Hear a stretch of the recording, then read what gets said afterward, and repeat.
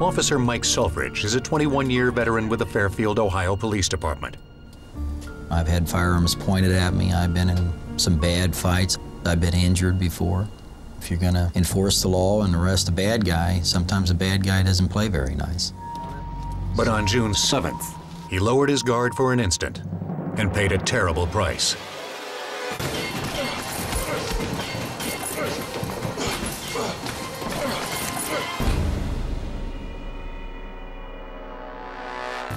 This was the first call that I responded to that night. 2 officers were dispatched. It was just folks having an argument out in a parking lot. When Officer Selfridge arrives, the situation appears to be contained. The arresting officer asks Selfridge to take custody of one of the suspects. Do you mind holding on to him for me now? His cop instincts are immediately on high alert. The suspect wouldn't talk to me, which is an indicator of this guy isn't cooperating and he might do something stupid. And something stupid is exactly what he does. He looked over his right shoulder to look to see where exactly I was to him. And that's when he stomped on my foot. Selfridge places the thug under arrest, but he's met with even more resistance. First thing that went through my head is if this guy gets away from me, he's going to run forever. I just pulled him back toward me, and I thought that was going to be it. A lot of guys are all mouth, particularly when they're in front of their buddies. But when the punk tries to escape a second time, Officer Selfridge is forced to play hardball. When you make the decision to get physical with someone, it has to come quick, hard, and fast.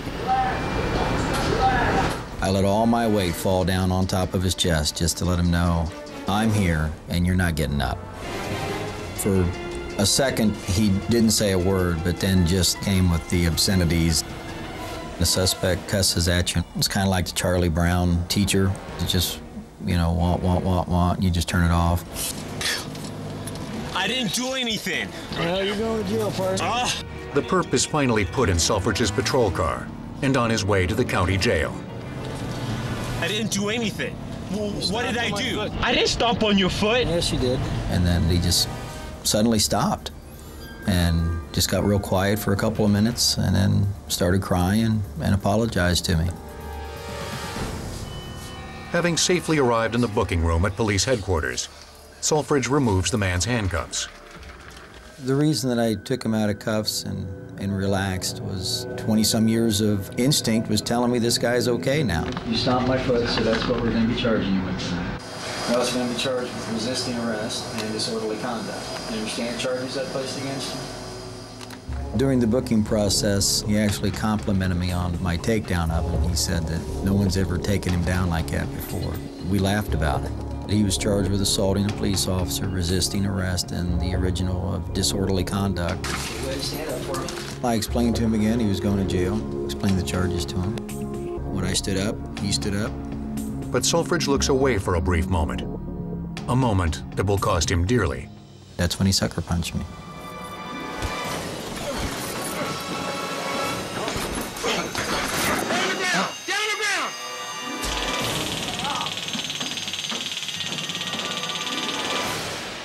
I saw black and then stars.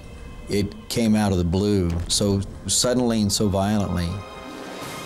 When the second blow hit me, I heard the words screaming at me, "Take me to jail now, MFer."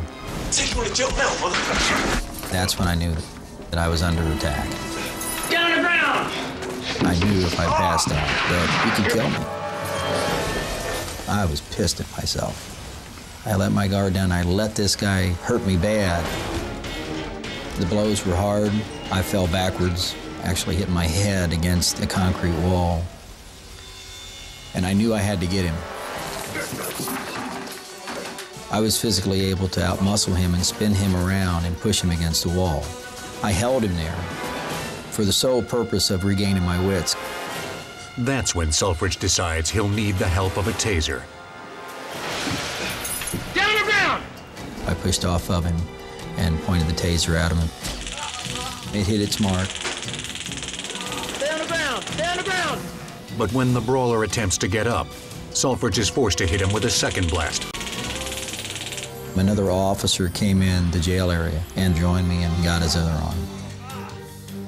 The felon is looking at a minimum of 4 to 6 years in prison. I was angry with myself for misreading him. I mean, there ain't no two ways about it.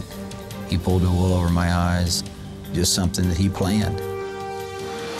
And he got me. I began to think about all the things that could have happened. He could have ended it for me that day. Everything that I know could have been gone. I never go into work thinking that this is going to be my last night. But this night could have been.